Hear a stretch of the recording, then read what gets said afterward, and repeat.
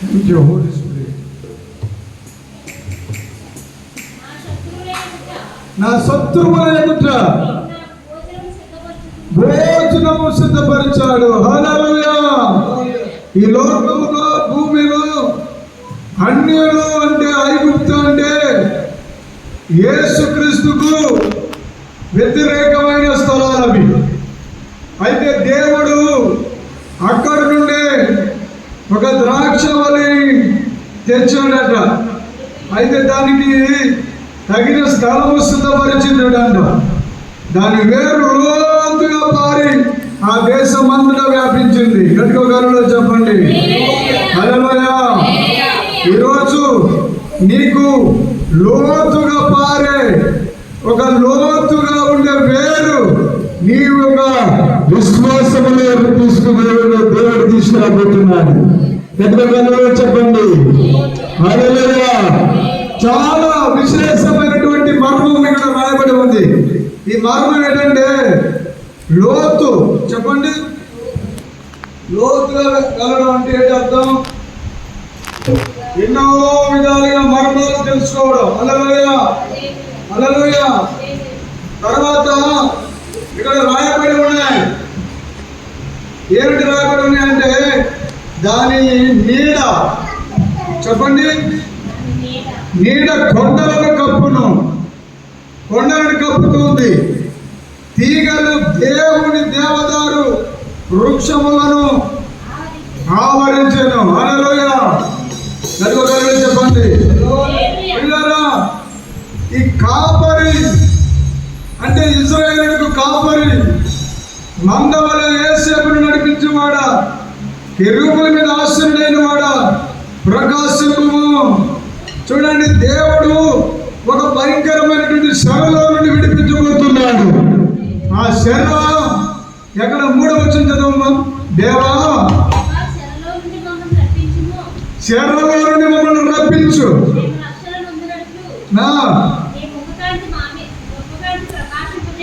అంటే 2 సార్లు రాసింది చూడండి. అక్కడ 3వ వచనంలో రక్షణ పొందినట్లు నీ ముఖ కాంతి ప్రకాశింపచేయి. 2వది 7వ వచనంలో కూడా రక్షణ రక్షణ అని 2-3 సార్లు చెప్తూ ఉన్నాడు. ఈ లోకంలో రక్షణ ఎక్కడ దొరుకుతుందంటే ఇశ్రాయేలుకు కాపరి, మందవలె యేసేపును నడిపించిన వాడా, కెరూబులపై ఆశ్రయుడైన వాడా ప్రకాశించు. హల్లెలూయా. చాలా మంది జీవితాల్లో ప్రకాశిస్తూ ఉన్నారు. కానీ ఏమవుతుందంటే రక్షణ ఆనందాన్ని వాళ్ళు కోల్పోతూ వస్తున్నారు. రక్షణ ఆనందాన్ని ఏం చేస్తున్నారంటే వాళ్ళు అంతకందుకు విడిచిపెట్టుకుంటూ వస్తున్నారు. రక్షణ ఆనందం ఎక్కడ దొరుకుతుందంటే ముఖ కాంతిలో దొరుకుతుంది. గట్టిగా చెప్పండి, ఎక్కడ దొరుకుతుందమ్మా? దేవుని ముఖ కాంతిలో దొరుకుతుంది. కాంతివంతమైన అభిషేకాలు దొరుకుతాయి. దేవుని రక్తములు దొరుకుతాయి. దేవుని అభిషేకములు దొరుకుతాయి. హల్లెలూయా. అపోస్తలుల కార్యము 8వ అధ్యాయము 8వ వచనం చదవండి. ముఖ కాంతి అంటే శక్తి. త్వరగా చదవాలి.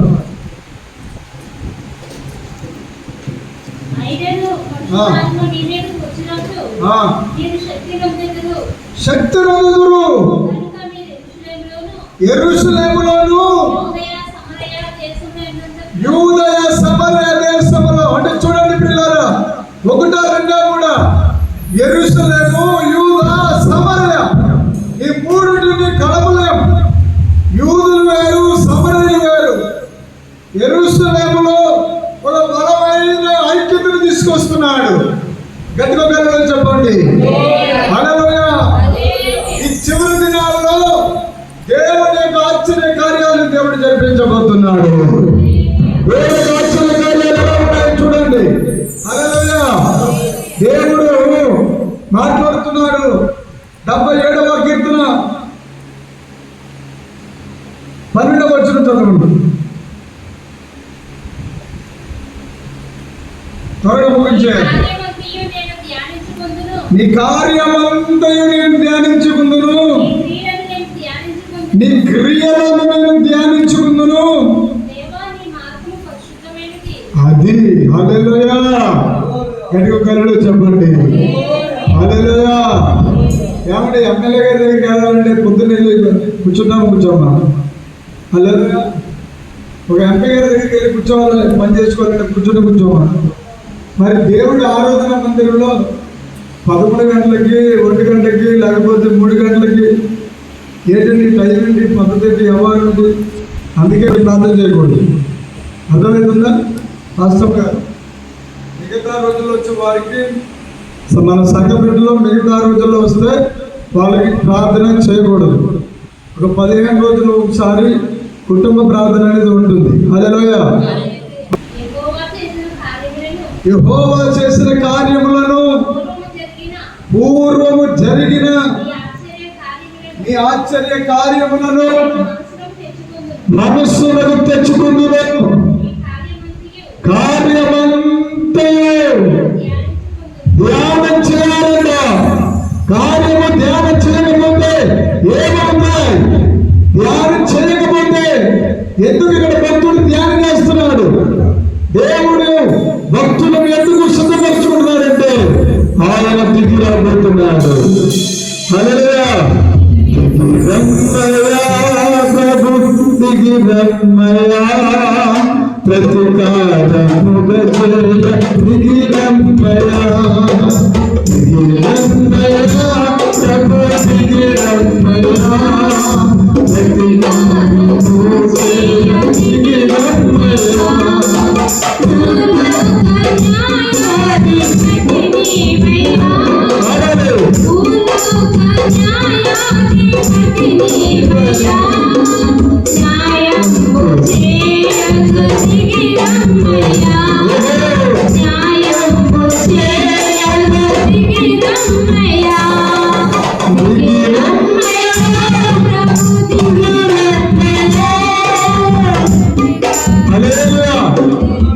ఈవెన్ చిన్నదంగలో అసలు పెళ్ళి అయిన తర్వాత పిల్లలే పుట్టదని చెప్పారు డాక్టర్. పిల్లలే పుట్టనంటే కడుపులు ఏమన్నాయంటే పెద్ద పెద్ద నీళ్లు రాడ్లాగా నీళ్లు కడుపులో బంతిలాగా ఉన్నాయంట. డాక్టర్లు చెప్పారంట అసలు పిల్లలే పుట్టరంగా.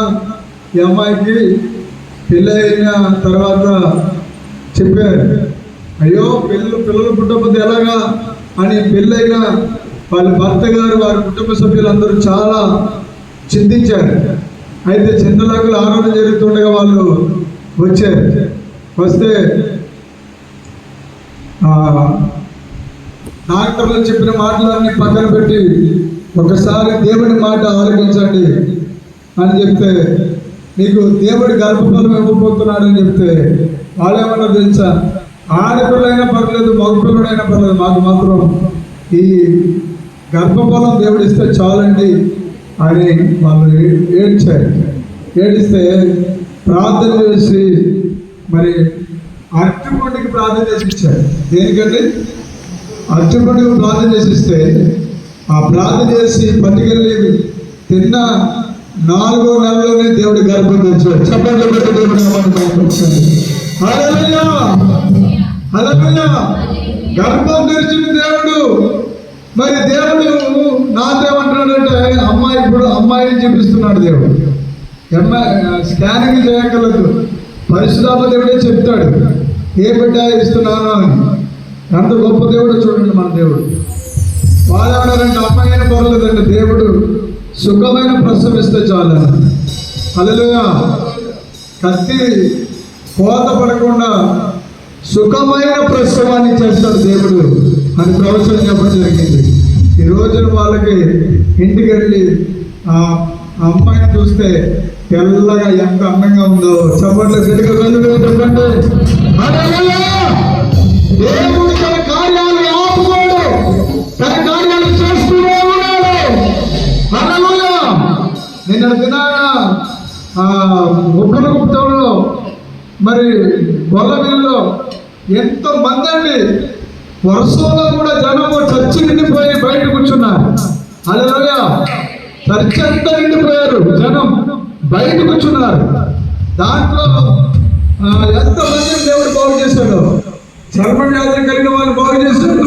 తర్వాత నడుము నొప్పుతో మరి బెల్తులు కట్టుకుని వచ్చారు. నడుము చెంపు కూడా లాగేయకూడదు అన్నారన్న. ఏమన్నారమ్మా రత్నమ్మ గారు? చెంపు కూడా లాగేయకూడదు అని చెప్పారన్న. కానీ దేవుడు ఏం చేశాడంటే యేసు నామములో ఎప్పుడు నిన్ను స్వస్థపరుస్తున్నాడు అని చెప్తే ఆ నడుము నొప్పి అంతా తగ్గిపోయింది. బెల్ట్ తీసేసింది. బెల్ట్ అంతా తీసేసి దేవుడిని ఆరాధన చేస్తుంటే, గంభీరంగా దేవుడిని స్తుతిస్తుంటే అద్భుతాలు జరిగితే వచ్చాయి.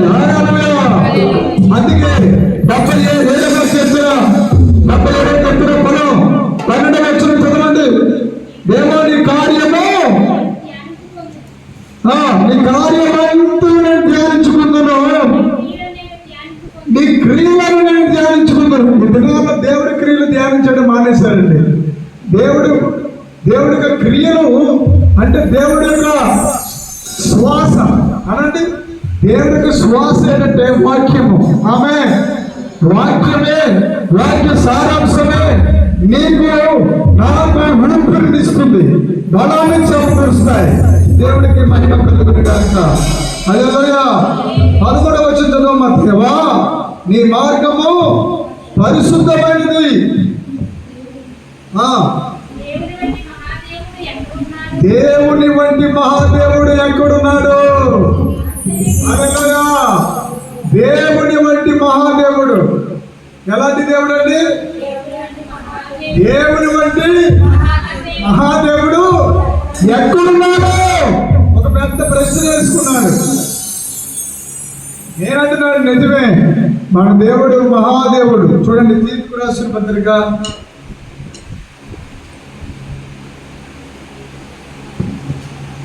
3వ అధ్యాయము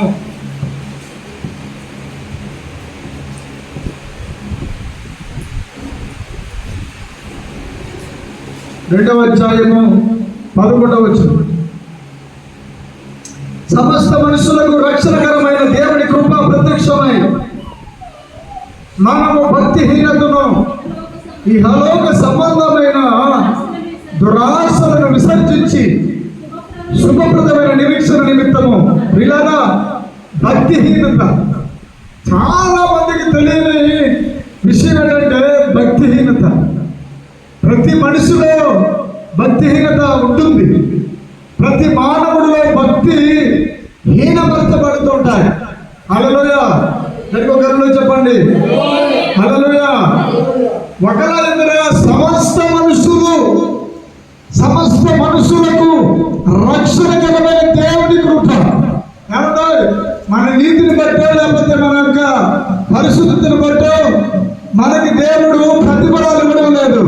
కేవలం ఆయన ఇస్తున్న మహాత్మైన దేవుని కృప is the grace of God. Hallelujah. చెప్పండి హల్లెలూయా. కృప. ఈ కృప వల్ల ఏమొస్తాయంటే, కృప వల్ల 12వ వచనం చదవండి అమ్మా.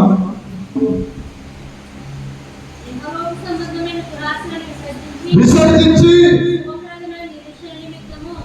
ఇప్పుడు 13 చదువుతాం. అనగా మహాదేవుడును.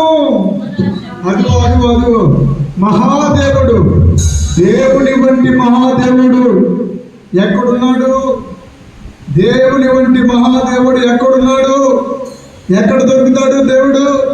మహాదేవుడు కావాలి నాకు. మహాదేవుడు ఎలాంటి కార్యాలు చేస్తాడు? ఆయన చరిత్రలు పెట్టడు, నిబంధనలు పెట్టడు. ఆయనే ఒక నిబంధనగా వచ్చేసాడు. హల్లెలూయా. ఆయనే మనకు ఒక నిబంధనగా వచ్చి ఆయన ఏమన్నాడో తెలుసా? నేను ఒక గొప్ప నిబంధన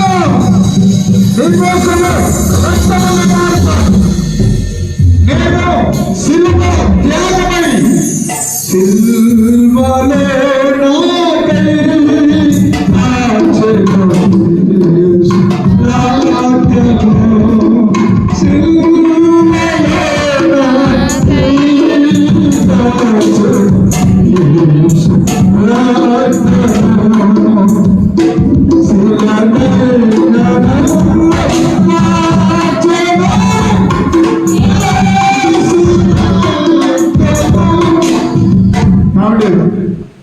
మనిషి చిల్లగా ఉంటే చిల్ల అంటే కదలని విశ్వాసము సడిలిపోయి హృదయంతరంగాల్లో ఎన్నో గాయాలతో వేదనలతో కృంగిపోయి కృషించిపోయి ఆత్మ జీవితంలో ఎంతో నలిగిపోతూ ఎఫెసీయులకు రాసిన పత్రిక 2వ అధ్యాయం 1వ వచనం చూడండి. అపరాధముల చేతను పాపముల చేతను చచ్చిన వారమైన క్రీస్తు యేసు కృపల ద్వారా క్రీస్తు యేసు మహిమ ద్వారా మనలను బ్రతికించాడు.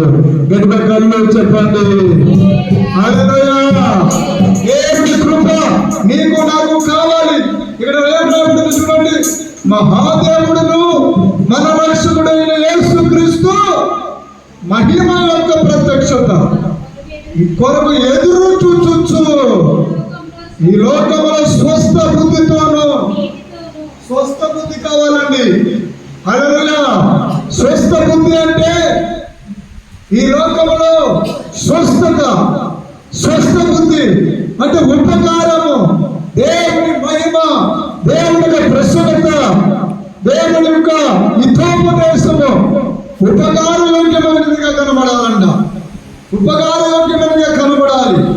అప్పుడు అదేమవుతుంది తెలుసా? 3 విషయాలు చెప్తున్నాడు. 1 స్వస్థ బుద్ధి, 2 నీతి, 3 భక్తి బ్రతుకుచుండవలని మనకు బోధించుచున్నాయి.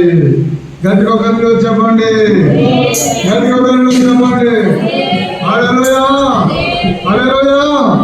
ప్రభునందు ప్రియమైన దేవుని బిడ్డలారా, మరలా కీర్తనలో 75వ కీర్తన 14వ వచనం చదవండి. ఆశ్చర్య క్రియలు జరిగించు దేవుడు నీవే. హల్లెలూయా. ఆశ్చర్య క్రియలు చేస్తాడు నీ లైఫ్ లో. ఒక గొప్ప అద్భుతాన్ని తీసుకురాబోతున్నాడు.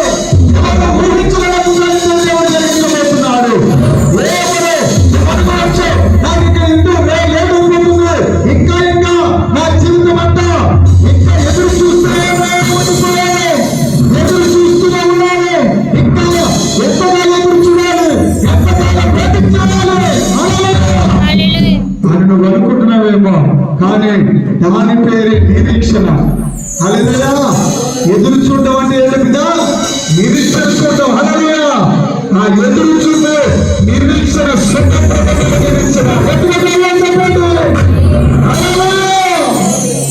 ఎలాంటి దేవుడు? ఆశ్చర్య క్రియలు. ఆశ్చర్యపోతాం. ఎంత ఆశ్చర్యపోతామంటే హల్లెలూయా 12 సంవత్సరాలండి మంచం పడేస్తుంది. చేతులు కాళ్ళు కదుపుతలేదు. మనిషి మంచం మీద ఉండిపోయింది. ఆ తల్లిదండ్రులు ఇంకా మనిషి చనిపోతుంది ఇంక వేస్ట్ అనుకుని వదిలేశారు.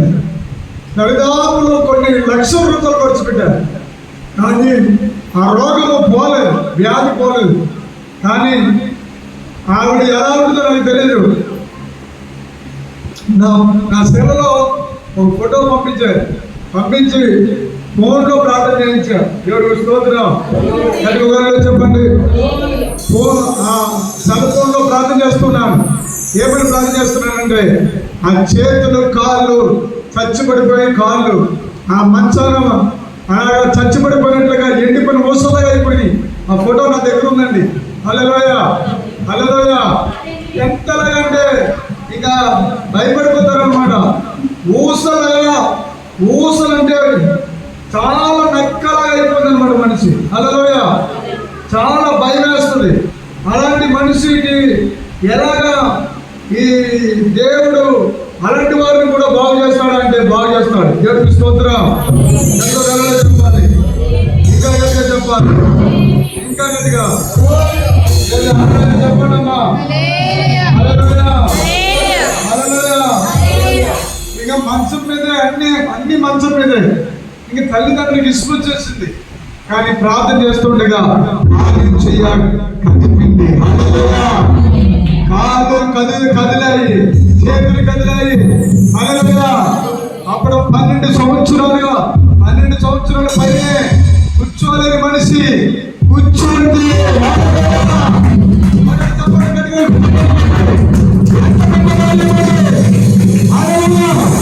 హైదరాబాద్ నిజామాబాద్ జరిగింది అద్భుతం.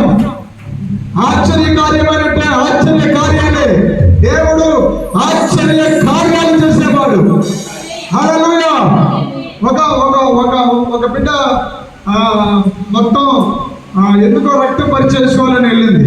రక్తం పరిచేసుకుంటే రక్తం అంతా చెడిపోయినట్టుగా పాడైపోయినట్టుగా రికార్డు వచ్చింది. వస్తే ఇక్కడికి 9 బుధవారాలు మొక్కుకొని వచ్చింది హైదరాబాద్ నుండి. హల్లెలూయా. ఎక్కడి నుంచి అండి? హైదరాబాద్ ఎక్కడ, అమ్ముజూరు ఎక్కడ? దేవుడికి స్తోత్రం. హల్లెలూయా. వచ్చిన 4వ వారంలోనే దేవుడు ఆ బ్లడ్ ని మార్చేసి ఆ ఎయిడ్స్ వ్యాధి మొత్తం అంతా, ఎయిడ్స్ క్రిమి కూడా లేకుండా రక్తం అంతా శుద్ధి చేసేసాడు. హల్లెలూయా. హల్లెలూయా. తన భర్తకు కూడా మొత్తం అంతా శుద్ధి అయిపోయింది. ఏంటి అద్భుతం! అందుకే దేవుడు చెప్తున్నాడు, ఏమంటున్నా చూడండి, 77వ కీర్తన 14వ వచనం, ఆశ్చర్య క్రియలు జరిగించు దేవుడు నీవే. ప్రియ దేవుడు కూడా ఈ రోజు నువ్వు గురించి ఇది నా లైఫ్ లో ఏ ఆశ్చర్యకార్యాలు చూస్తానని నేను బ్రతుకున్నాను, నా లైఫ్ లో ఏ అద్భుతాలు జరుగుతాయని నేను ఎదురు చూడాలి. నా లైఫ్ అంత బాధ, నా భర్త నాకు వ్యతిరేకంగా ఉన్నాడు, నా భార్య నాకు వ్యతిరేకంగా ఉంది, నా పిల్లలు నా మాట వినడం లేదు, నా జీవితం అంతా ఎంతో క్రమం అయిపోయింది. ఇప్పుడు అది ఒక ప్రశ్నార్థకంగా మిగిలిపోయింది అని అనుకుంటున్నాను. దేవుడు సెలవిస్తున్నాడు, తప్పకుండా నీ జీవితంలోనే ఆశ్చర్యకార్యాలు చేయబోతున్నాడు. హల్లెలూయా. హల్లెలూయా. లేచి ప్రకాశించు. హల్లెలూయా. లేచి ప్రకాశించు. దేవుడు నీ పక్షంగా చేయబోతున్నాడు. నీ దేవుడు నీ పక్షంగా చేయబోతున్నాడు. అసాధారణమైన కార్యాలు చేయబోతున్నాడు. అద్భుత కార్యాలు చేయబోతున్నాడు. ఇంకా చదువు. జనములలో నీ శక్తిని ఏంటి చెప్పండి అమ్మా? శక్తి అంటే ఏంటి చెప్పండి? అపోస్తలుల కార్యం 1వ అధ్యాయము 8వ వచనం చదువు. పరిశుద్ధాత్మ మీ మీదకి వచ్చినప్పుడు శక్తి నందుదురు. అసలు శక్తి ఏంటి? ఆ శక్తి ఏంటి? ఆ అధికారం. హల్లెలూయా. హల్లెలూయా. నశించిపోతున్న వారికి, హల్లెలూయా, హల్లెలూయా, ఈ దేవుని గురించిన శిలువని గురించిన వార్త వెర్రితనంగా ఉండొచ్చు, కానీ రక్షించబడిన నీకు నాకు ఇది దేవుని శక్తి.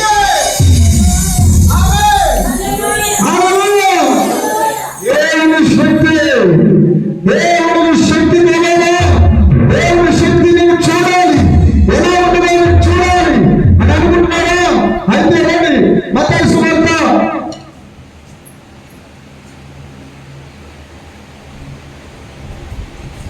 సువార్త 12వ అధ్యాయం.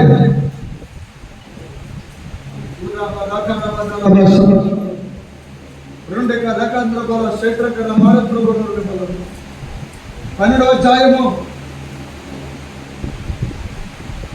1వ వచనం చదవండి అమ్మా. Hello hello. ఆ కాలమందు యేసు కాబట్టి చేల మధ్యలో పడి యేసే వెళ్తున్నారు. ఆయన శిష్యులు ఆకలి వేసి రుచుకున్నారు.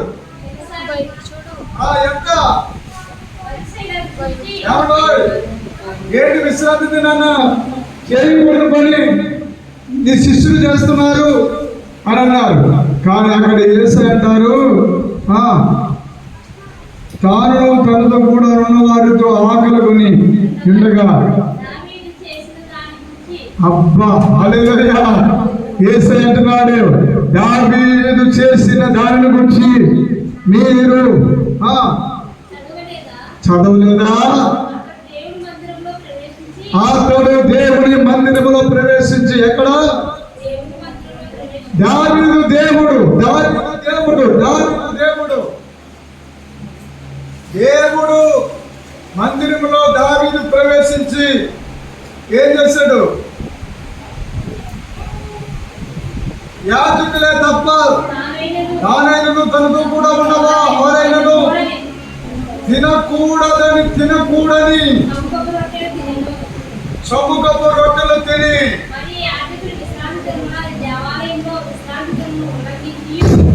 సముఖపు రొట్టె అని అనండి. సముఖపు రొట్టె. హల్లెలూయా హల్లెలూయా హల్లెలూయా. గట్టిగా ఒకరిలో చెప్పండి. హల్లెలూయా హల్లెలూయా.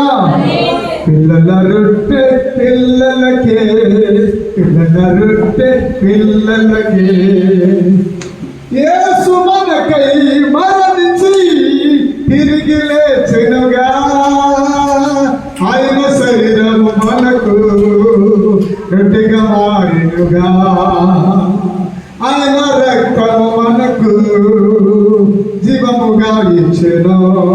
పిల్లల రొట్టె పిల్లలకి. హల్లెలూయా. నీవు నేను ఎంత చిన్న వాళ్ళమైనా, ఎంత పెద్ద వాళ్ళమైనా, ఎలాంటి వాళ్ళమైనా సరే దేవుని దృష్టిలో మనందరం పిల్లలం. హల్లెలూయా. మనందరం ఎవరండి? పిల్లలము. ఆయన మనకు తండ్రి అయినాడు. హల్లెలూయా. చదవండి.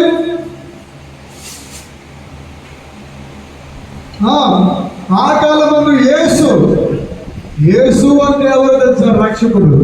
విశ్రాంతి అంటే విశ్రాంతి దినము. హల్లెలూయా హల్లెలూయా.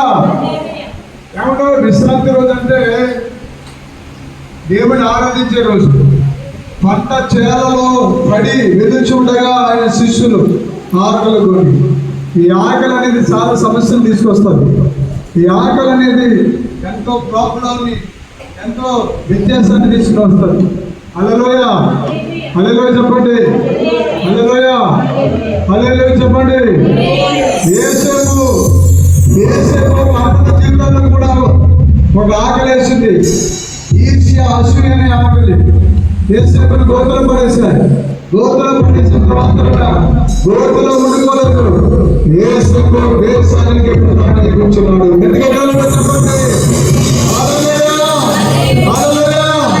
నిన్ను ఎక్కడ విసిరేసినా, ఎలాంటి గోతులు పడేసినా, ఎలాంటి నిందల మధ్యలో నిన్ను విసిరివేసినా, ఎలాంటి అవమానాల మధ్యలో నిన్ను నడిపించినా, దేవుని యొక్క కృప నీకు అంతకంటూ పనికి లేవనుకుంటుంది.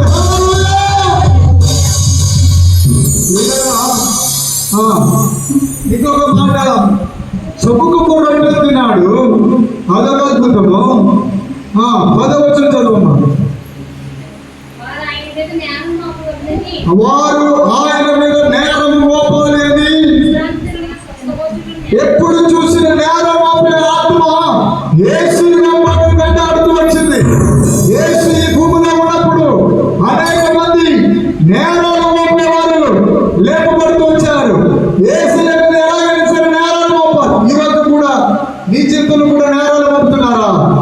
నీవెంత కష్టపడినా, ఎంత అందంగా నీ పిల్లలను చూసినా, ఎంత అందంగా నీ యొక్క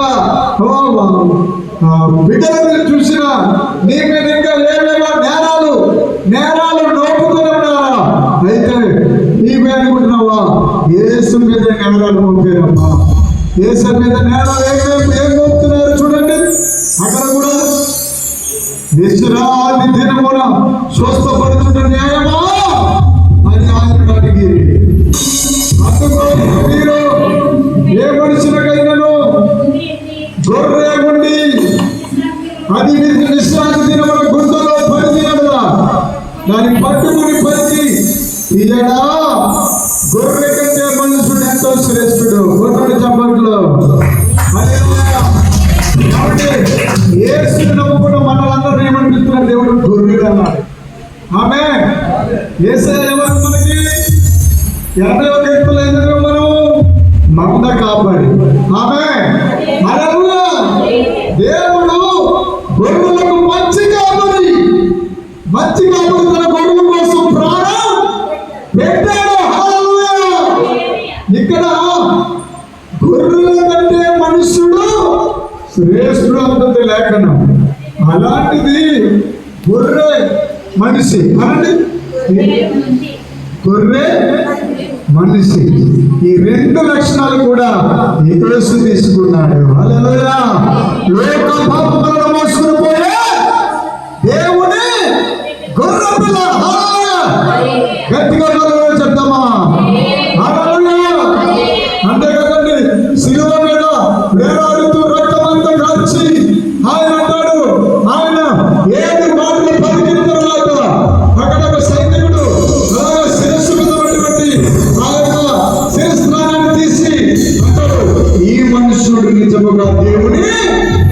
కుమారుడే. హల్లెలూయా. దేవుని కుమారుడు అనిపించుకున్నాడు. అక్కడ ఈ మనుషుడు అనిపించుకున్నాడు. ప్రారంభంలోనేమో లోక పాపములను మోసుకుని పోయి దేవుని గొర్రె పిల్ల. హల్లెలూయా. ఏమండి, ఈ రెండు పనులు జరిగాయి. కాబట్టి విశ్రాంతి దినమున మేలు చేయుట ధర్మమే. ధర్మము ఈరోజు అన్నారు, ధర్మాన్ని కాపాడాలండి, ధర్మాన్ని రక్షిస్తారండి. ధర్మో రక్షిత అంటారండి. అయ్యా బాబు, ధర్మం గురించి నా యేసయ్య మాట్లాడాడు. నా యేసయ్య ఏమంటున్నాడు తెలుసా? విశ్రాంతి దినమున రక్షిస్తాడట, విశ్రాంతి దినమున ఆకలి తీరుస్తాడట. హల్లెలూయా. ఆకలి తీరుస్తున్నాడు. విశ్రాంతి దినమున శిష్యుల ఆకలి తీరుస్తున్నాడు. విశ్రాంతి దినమున గొర్రెలను రక్షిస్తున్నాడు. విశ్రాంతి దినమున ఇంకా ఏం చేస్తున్నాడు చూడండి.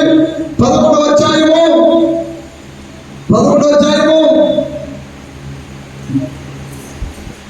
దేవుని బిడ్డలారా, మత్తయి సువార్త 11వ అధ్యాయము 25వ వచనం.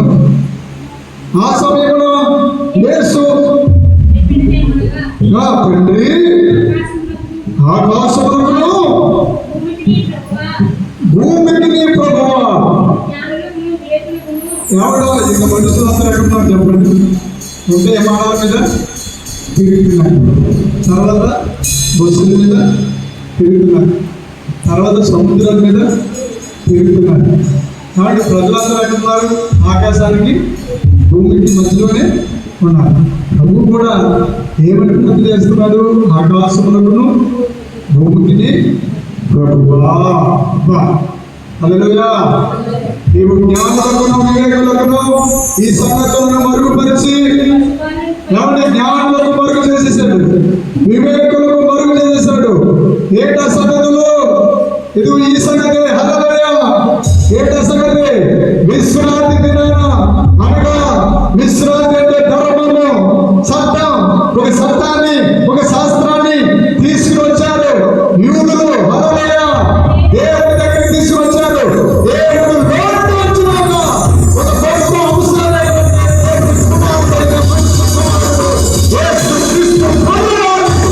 ప్రశ్నిస్తున్నారు. యేసుక్రీస్తు ప్రభు వారి మీద ప్రశ్నలు వర్షములు ఇస్తున్నారు. హల్లెలూయా. ఎందుకు నువ్వు విశ్రాంతి తిన్నారా? నువ్వు ఎందుకు స్వస్థపరిచావు? చూడండి, స్వయంగా అడుగుతున్నాడు. చూడండి 9వ వచనం. అక్కడ ఆయన కాగా 8వ వచనంలో కాగా మనుష్య కుమారుడు విశ్రాంతి దినమునకు ప్రభువు అయి ఉన్నాడని ఆయన అక్కడ నుండి వెళ్ళి వారి సమాజ మందిరములలో ప్రవేశించినప్పుడు, ఇక్కడ చూడండి, వెళ్ళి ఏం కనబడుతుంది అక్కడ? వెళ్ళి. హల్లెలూయా. 12వ వచనంలో కూడా వెళ్ళుచూ ఉండగా, అంటే యేసయ్య కూర్చోలేదండి, ఆయన ఖాళీగా లేడు, రెస్ట్ తీసుకోలేదు. హల్లెలూయా. ఎక్కడ రెస్ట్ తీసుకున్నాడు? సముద్రంలో. అవునండి. అది కూడా ఎక్కడండి? ఓడలో. శిష్యులతో పాటు ఆయన వెళ్తున్నప్పుడు ఓడలో పడుకున్నాడండి. ఓడలో పడుకుంటే నిద్ర వస్తుందా మనకి? హల్లెలూయా. ఆ ఓడను అలవాటు పడుతూనే ఉంటాయి, ఆ ఓడ అటు ఇటు ఊగుతూనే ఉంటుంది. కానీ ఆ ఓడలోని యేసయ్య నిద్ర, విశ్రాంతి. హల్లెలూయా. నీ యొక్క శరీరం అనే ఓడ ఊగుతుండొచ్చు, సంవత్సరాలు గడిచిపోతుండొచ్చు, నెలలు గడిచిపోతుండొచ్చు, అయినా సరే నీ ఓడలో యేసయ్య వస్తే, యేసయ్య ఉంటే ఏం చేశాడండి? యేసయ్య లేచాడా? ఓడ లేపారా? వాళ్ళే లేపారు. హల్లెలూయా. యేసయ్య తుఫాను చేసింది, గాలి చేసింది, సుడిగాలి చేసింది, లేపాడు. హల్లెలూయా. హల్లెలూయా. ఈ రోజు కూడా మనం కూడా ఎన్నో నా భర్త ఒంట్లో బాగోకపోతే మనం ఏమంటాం? ప్రభా యేసయ్య అని ప్రార్థన చేస్తూ ఉంటాం. హల్లెలూయా. అప్పులు వల్ల ఎంతో నలిగిపోతుంటాం, ఎన్నో నిందల వల్ల నలిగిపోతుంటాం, ఎన్నో బాధల వల్ల కృంగిపోతుంటాం, కృషించిపోతుంటాం. కానీ అప్పుడు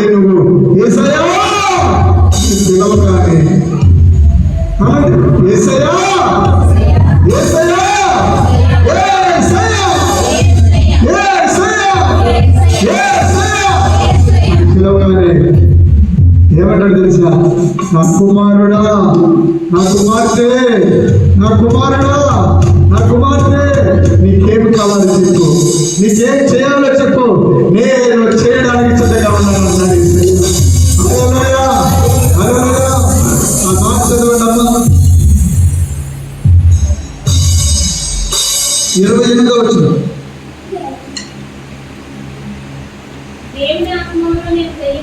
11వ అధ్యాయం మత్తయి సువార్త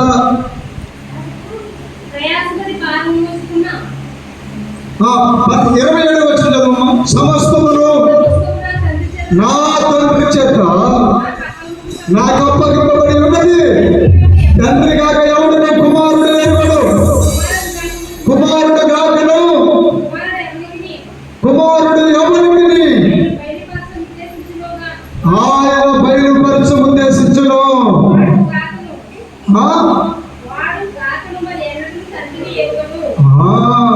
చాలా మంది ఇక్కడ మర్మం తెచ్చుకోవాలి.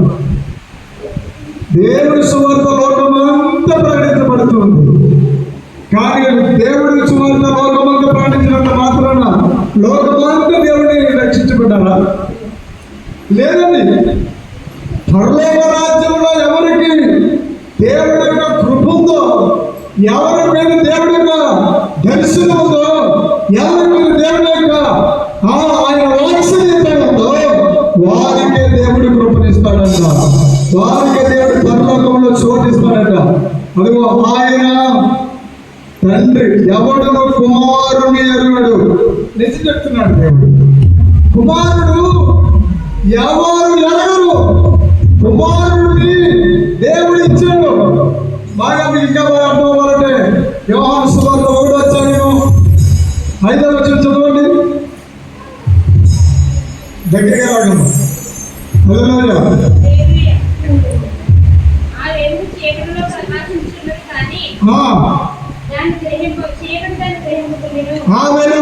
యేసుక్రీస్తు ప్రభువారు చీకటిగా లోకంలో ప్రకాశిస్తున్నాడు, కానీ ఈ లోకంలో ఉన్నటువంటి చీకటిని ఈ లోకపు ప్రపంచంలో గుర్తించలేకపోతుంది. ఆ కుమారుడు చదవమన్నా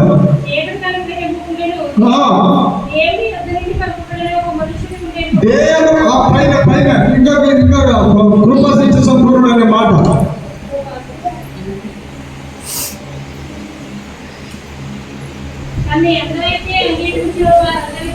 ఎన్నో వచ్చిన అది 12వ వచనం.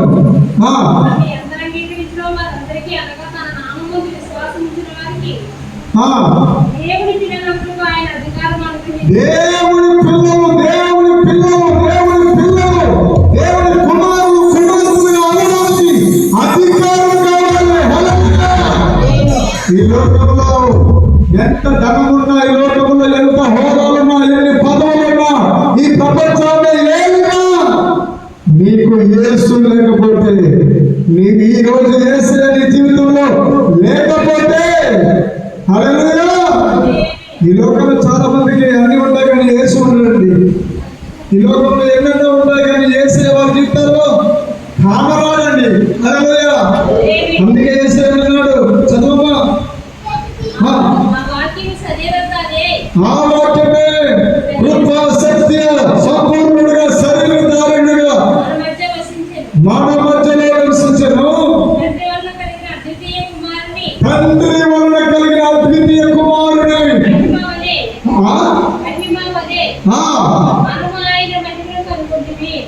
ఆయన మహిమను కనుగొంటిమి. హల్లెలూయా. అందరూ పాపం చేసి దేవుడు అనుగ్రహించే మహిమను పొందలేకపోతున్నారు. దేవుడిచ్చే మహిమ పేరే నజరేయుడైన యేసయ్య. గట్టిగా చెప్పండి. హల్లెలూయా, హల్లెలూయా. నజరేయుడైన యేసయ్యను తొక్కువాడుకునేటంటే పరలోకమందున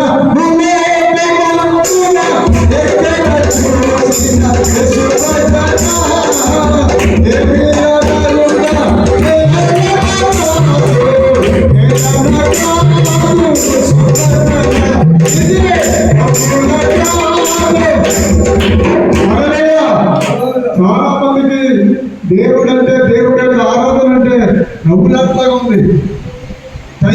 టైం లేదు, ఒక క్రమం లేదు, ఒక పద్ధతి లేదు, ఒక విధానం లేదు. హల్లెలూయా, హల్లెలూయా. ఈ రోజు దేవుడు ఎంత క్రమం పాటించాడో చూడండి. విశ్రాంతి దినాలు కూడా ఆయన విశ్రాంతి తీసుకోలేదు. విశ్రాంతి దినాలు కూడా ఆయన సువార్త ప్రకటిస్తూ వెళ్తున్నాడు. అవునా కాదు పిల్లరా? సువార్త చేస్తూ వెళ్తున్నాడు, అద్భుతాలు చేస్తూ వెళ్తున్నాడు, యూదులకు సమాధానం చెప్తూ వెళ్తున్నాడు. ఈ రోజు నీకు నాకు సమాధానం ఇస్తున్నాడు. ఏమో తెలుసా?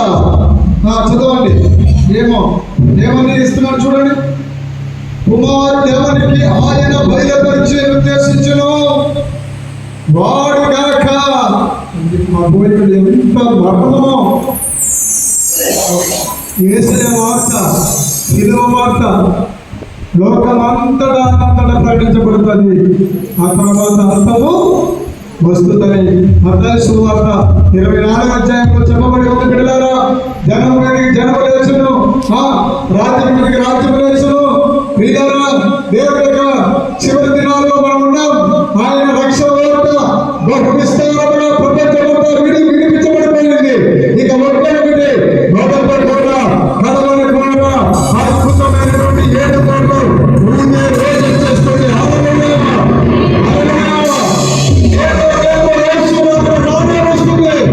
అందుకని ఎక్కడ చూసిన కడవలు, భూకంపాలు, యుద్ధాలు, జనానికి జనము, ఎక్కడ చూసినా కక్ష, కుట్ర, ద్వేషము, అసూయ ఏడుబడి చేస్తూ వస్తున్నాయి. అయితే సమయంలో దేవుడు నీతో మాట్లాడుతున్నాడు. విశ్రాంతి దినమున దేవుడు కార్యం చేశాడు. ఈ రోజు నీతో కూడా ఏమంటాడంటే 28వ వచనం చదువు. ప్రయాసపడి భారము మోయుచున్న సమస్త జనులారా నా ఎందుకు రండి, నేను మీకు అంతేకండి. హల్లెలూయా. విశ్రాంతి అనండి, విశ్రాంతి. Rest of God, Joy of God. ఆయన నెమ్మదినిస్తాడు. ఆయన దీర్ఘ శాంతి, దీన మనసు గలవాడు. ఆయన సాత్వికుడు. హల్లెలూయా, హల్లెలూయా. ఆయన ఎత్తుకుని, ఆయన మీ మీద నా కాళ్ళు ఎత్తుకుని నా యొక్క నేర్చుకుంటే మీ ప్రాణములకు విశ్రాంతి దొరుకును. హల్లెలూయా. ఎంతమంది విశ్రాంతి యేసయ్యలో దొరికే విశ్రాంతి. హల్లెలూయా. ఈ లోకం ఇచ్చినట్టుగా ఎవడో లేదు. నా శాంతిని నీకు అనుగ్రహించగలుగుతున్నాను. నా శాంతి నీకు కావాలి. ఈ లోకంలో ధనము లేదు, ఈ లోకంలో మనుషులు లేదు, ప్రేమ, ఈ లోకంలో ఏ ప్రేమ ఇవ్వలేదండి. ఒకే ఒక ప్రేమ, నా యేసు ప్రేమ. హల్లెలూయా. విశ్రాంతి దొరుకును.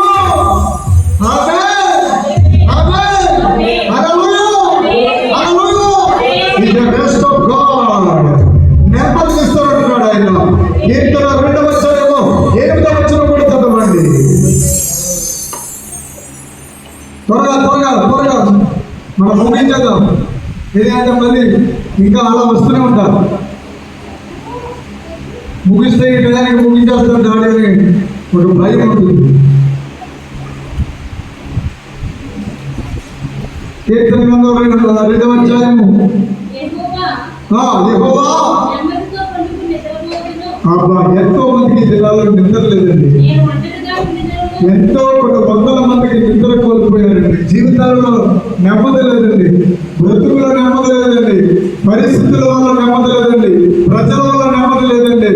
మనం ఎక్కడ చూసినా ఎంతో వేదన, కన్నీరు కనబడుతూ వస్తున్నాయి. కానీ పరిశుద్ధాత్మ దేవుడు అన్నాడు తెలుసా, ఈ రోజు నీకు వాగ్దానం ప్రవచనిస్తున్నాడు. నీకు అమ్మా చదువు. నీకు ఒంటరిగా ఉన్నా సరే నీకు నెమ్మదించి సురక్షితంగా ఉండబోతున్నాడు. చెప్పండి, సురక్షితమనేది చూడబోతున్నాడు. హల్లెలూయా. యేసుక్రీస్తు ప్రభువారు నీకు ఒంటరిగా చెప్తున్నాడు. ఇదిగో ఎంత మంది ఉన్నా అందరూ 7వ రోజున విడిచిపెట్టేసి నేను ఒంటరిగా చేసేస్తాడు. అయినప్పటికీ ఆత్మగా నీకు సురక్షితంగా ఉంటాడు. హల్లెలూయా, హల్లెలూయా. యేసుక్రీస్తు ప్రభువారు ఎన్నో అద్భుతాలు చేశారు. యేసుక్రీస్తు ప్రభువారు ఎన్నో సూచక క్రియలు చేశారు. కానీ నా ప్రభు వారిని ఈ లోకంలో సిలువ వేసింది. అలాగే నీకు కూడా ఈ లోకంలో ఎంత ప్రేమ, ఎంత దయ, ఎంత కరుణ, ఎంత కటాక్షం కలిగిన నీ జీవితంలో ఎంతో ద్వేషము, ఎంతో పగ, కక్ష, కార్పణ్యము నేను వెంటాడుతున్నాయా? అయితే బిడ్డ ఒక్క మాట, ఇదో ఈ మాట చేసి నేను ముగించేస్తాను. హల్లెలూయా. ఈ మాట వినండి. మనందరం దేవుడు ఏమన్నాడంటే పక్షిరాజు రెక్కలు అనండి. ఎలా చేస్తారంట అనండి. పక్షిరాజు అనండి. పక్షిరాజు అంటే ఎవరు? గ్రద్ద. ఎవరు? గ్రద్ద అనండి. హల్లెలూయా. పీనుగుల దగ్గర చాలా మంది మరొక చెప్పరు. పీనుగుల దగ్గర గ్రద్దలు ఉంటాయి అని వాక్యం రాస్తుంది. దాని అర్థం ఏంటో చెప్తున్నాను అండి. అపరాధముల చేతులు, పాపముల చేతులు చచ్చిపోయారు ఈ లోకంలో ఉన్న మనుషులందరూ. ఆత్మ చనిపోయి ఉంది, ప్రాణము, శరీరము అన్నీ ఏమైపోయాయంటే ఈ లోకం యొక్క ఆశలు, లోకంలో ఉన్నటువంటి అన్నిటితో నిండిపోయి దేవుడికి దూరంగా ఉన్నారు. హల్లెలూయా, హల్లెలూయా. అయితే ఇక్కడ మర్మం చెప్తున్నాను. ఇదిగో ఇప్పుడు ఎలా వినండి, మర్మం చెప్తున్నాను నేనండి. పక్షిరాజు యవనము లేని యవనము పొందుదగినట్టు మేళతో ఏంటో తృప్తిపడిపోయి అన్నాడు. బిడ్డ మేలు మనం హల్లెలూయా. అందుకే యేసయ్య కదా పరిణామంలో మీరు చేయుట విశ్రాంతి దినం మీరు చేయుట ధర్మమే. ఆమేన్. హల్లెలూయా. ఇప్పుడు వాడు చెప్తున్నాడు ఏమని? యేసయ్య నీకు ఒక మంచి అద్భుతమైన సత్యం దేవుడు బయలుపరుస్తున్నాడు.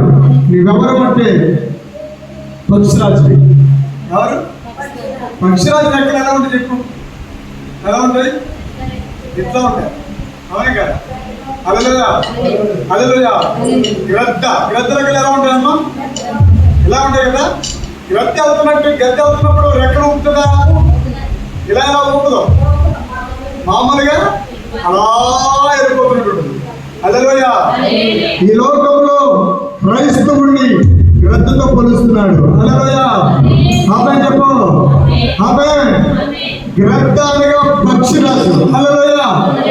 అది ఏం చేస్తుంది? గ్రద్ద కిందకి వస్తుందా పైకి వెళ్తుందా? అది హల్లెలూయా. గ్రద్ద ఏం చేస్తుందమ్మా? గ్రద్దకు అలవాటు ఏంటి? పైకి వెళ్తాం. ఆమేన్. పైకి వెళ్తున్నప్పుడు దాని ముఖం ఎలా ఉంటుంది?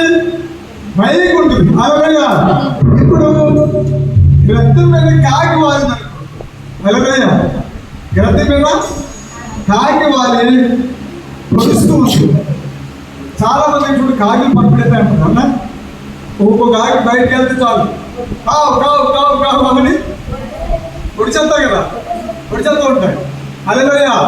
ఇప్పుడు ఒక కాకి వచ్చి గ్రద్ద అయిన నీ మీద వాలింది.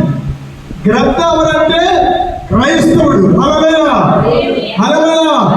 గ్రద్ద అంటే క్రైస్తవుడు అంటే ఒక రెక్క ఉంది. అది ప్రార్థన అనే రెక్క కానీ కనబడదు. ఆరాధన అనే రెక్క కనబడదు. కానీ క్రైస్తవుడిగానే జీవిస్తుంటాడు. ఎన్ని శ్రమలు వచ్చినా, ఎన్ని బలహీనతలు వచ్చినా, ఎంత బలహీనమైపోయినా సరే అట్లానే నిలబడుతున్నాడు క్రైస్తవుడు. హల్లెలూయా. అలాగా వెతుకునే ఉంటాడు. ఆమేన్. ఇప్పుడు ఈ గ్రద్ద మీద కాకి వాలి. కాకి అంటే సాతాను అన్నది. సాతాను. కాకి అంటే బలహీనపరిచే ఆలోచన. కాకి అంటే శోధించుట, శోధన. ఇలా చూడు, గద్ద మీద కాకి కూర్చుంది అనుకుందాం. హల్లెలూయా. కాకి కూర్చుని పొడుస్తుంది. పొడుస్తున్నప్పుడు బాధ వస్తుందా రాదా? వస్తుందా రాదా? అలాగా నీకు ఇదిగో నీకు వయసు అయిపోతుంది, నీకు ఆరోగ్యం అంతకంతకు కృషించిపోతున్నావు, ఇదిగో నీకు అప్పులు ఉన్నాయి, ఇదిగో నీ మనవరాల జీవితం ఎలా ఉంది, నీ మనవడి జీవితం ఎలా ఉంది, నీ కూతురు ఎలా ఉంది, నీ కొడుకు ఎలా ఉన్నాడు, నీ భార్య ఎలా ఉంది, నీ భర్త ఎలా ఉన్నాడు, ఇదిగో నీ కుటుంబ వ్యవస్థ చాలా బాధగా ఉంది, ఇదిగో నీకు ఎక్కడికి వెళ్ళినా శత్రువులో ఎదురుపడుతున్నారు, ఇదిగో అని వాడి సాతానుడు కాకుల్లాగా తలపుడు పుట్టిస్తూ ఉంటాడు.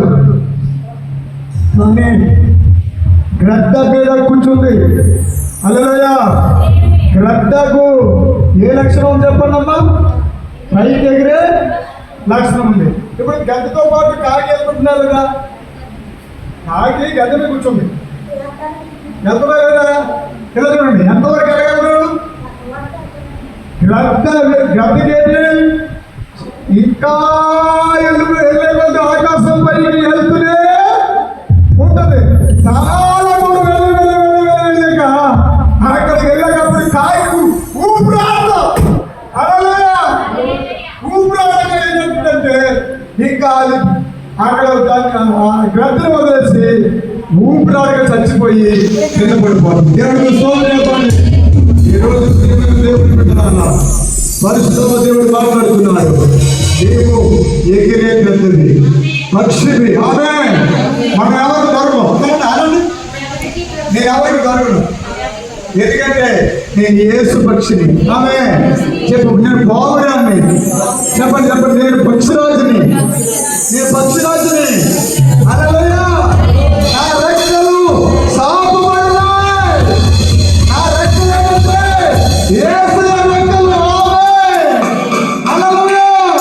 యేసు రెక్కలలో నన్ను కాల్చాడు. చాలా మందికి తెలియని రహస్యం ఏంటో తెలుసా? మనలను ఆయన రెక్కల చోటును దాచాడు. ఆమేన్. హల్లెలూయా. ఈ భూమిలో శ్రమ వచ్చినా, హింస వచ్చినా, శోధన వచ్చినా అది కొంచెం కాలమే బిడ్డ. హల్లెలూయా. ఎవరికి? క్రీస్తు రక్తంలో కలగబడిన బిడ్డలకి. తర్వాత అంత అద్భుతమే, ప్రతిరోజు అద్భుతమే. నువ్వు ప్రతిగుండగా నువ్వు భూలోకంలో 1000 రెట్లు దీవించబడతావు. హల్లెలూయా. 1000 లక్షల రెట్లు దీవించబడతావు.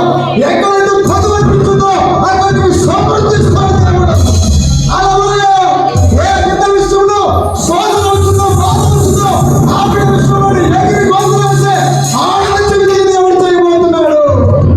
ఎత్తుకోగలమని చెప్పండి. హల్లెలూయా.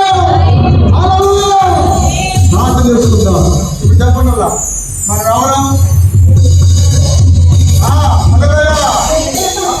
ఎవరో ఎగిరే పక్షులు. ఆమేన్. ఎగిరే పక్షి దొరుకుతుంది ఎవరికైనా? చెప్పాలి. మన దొరకం. ఆమేన్. హల్లెలూయా. ఎవరు దొరకం? సాతానుకి దొరకం. వాడి కాయలాగా వచ్చి పొడిస్తాడు వాడు. హల్లెలూయా. వాడి తలపోటని పొడిస్తాడు, వాడి నిప్పులను పొడిస్తాడు, నడుము నిప్పులను పొడిస్తాడు. హల్లెలూయా.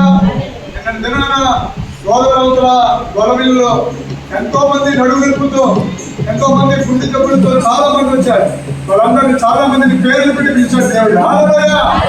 ఎంతమంది బాగుపడ్డారండి. హల్లెలూయా. క్షణాల్లో విడుదల. ఏం అద్భుతం అండి. హల్లెలూయా. ఒక ఆవిడ తీసుకొచ్చారండి. ఆవిడ గత 30 సంవత్సరాల నుంచి చెయ్య ఒక పక్కన, పాలు ఒక పక్కన, అసలు కుదరనమాట. మెడ బాగా అన్ని మనిషంతా ఊడిపోతుంది. లాస్ట్ ఫైనల్ అనమాట. నేను అప్పుడు వచ్చేదానికి రెడీ అయిపోతున్నా. హల్లెలూయా. ఆవిడని బండి మీద 2 మోసుకొని వచ్చాను. హల్లెలూయా. నేను ప్రార్థన కూడా చేయలేదు. ఆయన గద్దించగానే ఆవిడ అట్లా సైలెంట్ అయిపోయి అలాగే నమస్కారం పెట్టి నిలబడిపోయింది. దేవుడికి సపోర్ట్ పెట్టి. హల్లెలూయా. శక్తి, శక్తి, అభిషేకం, పరిశుద్ధత. ఆమేన్. దేవాలయ మార్గం పరిశుద్ధమైనది. ఆమేన్. ఇంకా చెప్పాలి, నేను భక్తిహీనత, నీవు పరిశుద్ధత, నేను భక్తిహీనత. మధ్యలో యేసయ్య. హల్లెలూయా. హల్లెలూయా. యేసయ్య అంటే నీవు నేను దేవుని ముందు నిలబడగలము. ఎందుకంటే ఆమె యేసయ్య ఎవరు? ఆయన రాజులకు రాజు, ప్రభువులకు ప్రభువు. హల్లెలూయా. రాజులందరికీ రారాజు. హల్లెలూయా. పక్షిరాజులందరికీ మహాపక్షిరాజు అయిన. హల్లెలూయా.